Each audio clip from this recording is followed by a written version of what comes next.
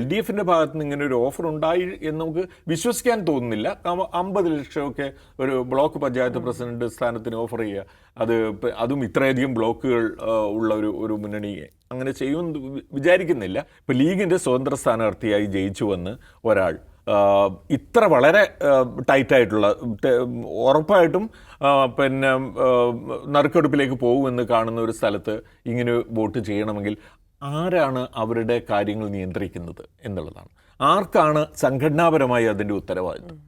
ഇപ്പോൾ തൃശ്ശൂർ ജില്ലയിൽ തന്നെ നോക്കുകയാണെങ്കിൽ മറ്റത്തൂരും തൃശ്ശൂർ ജില്ലയിലാണല്ലോ നമ്മൾ ഈ കണ്ട സംഭവങ്ങൾ മുഴുവൻ. അതുപോലെ തന്നെ അവിടെ ചൊവ്വന്നൂർ അല്ലേ, മറ്റൊരു ഗ്രാമപഞ്ചായത്ത്, അവിടെയും കോൺഗ്രസ് SDPIയുടെ പിന്തുണ വാങ്ങി എന്ന പേരിൽ കോൺഗ്രസ് അംഗങ്ങൾക്കെതിരെ നടപടി എടുക്കേണ്ടി വന്നിട്ടുണ്ട്.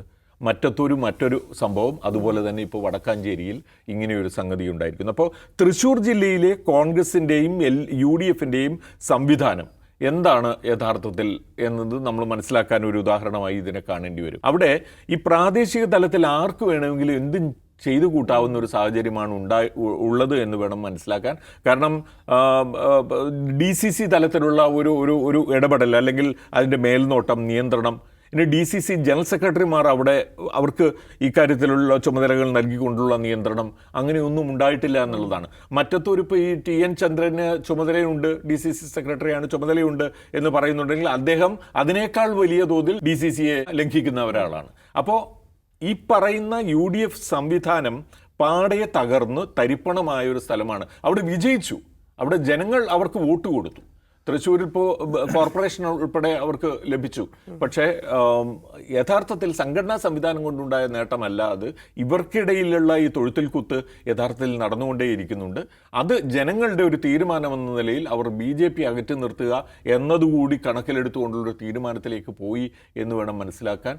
അതിൽ പരം ഇവർക്കൊന്നും അഭിമാനിക്കാനില്ല. ഈ സംഘടനാ സംവിധാനം റീഓർഗനൈസ് ചെയ്ത് വളരെ കർശനമായ നടപടി കോൺഗ്രസ് എടുക്കുന്നുണ്ട് എന്നുള്ളത് ശരിയാണ്. മറ്റത്തൂർ ഇപ്പോൾ അവരെ പിടിച്ചുപിടിയാലെ അവരെ നിർത്തിയിരിക്കുകയാണ്.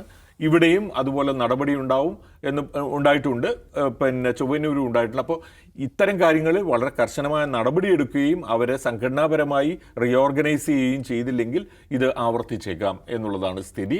പക്ഷേ LDFിൻ്റെ ഭാഗത്ത് നിന്ന് ഇങ്ങനെ ഒരു ഓഫർ ഉണ്ടായി എന്ന് നമുക്ക് വിശ്വസിക്കാൻ തോന്നുന്നില്ല. 50 ലക്ഷമൊക്കെ ഒരു ബ്ലോക്ക് പഞ്ചായത്ത് പ്രസിഡന്റ് സ്ഥാനത്തിന് ഓഫർ ചെയ്യുക, അതും ഇത്രയധികം ബ്ലോക്കുകൾ ഉള്ള ഒരു മുന്നണിയെ അങ്ങനെ ചെയ്യുമെന്ന് വിചാരിക്കുന്നില്ല. പക്ഷേ എല്ലാം അന്വേഷണത്തിലൂടെ തെളിയേണ്ടതാണ്.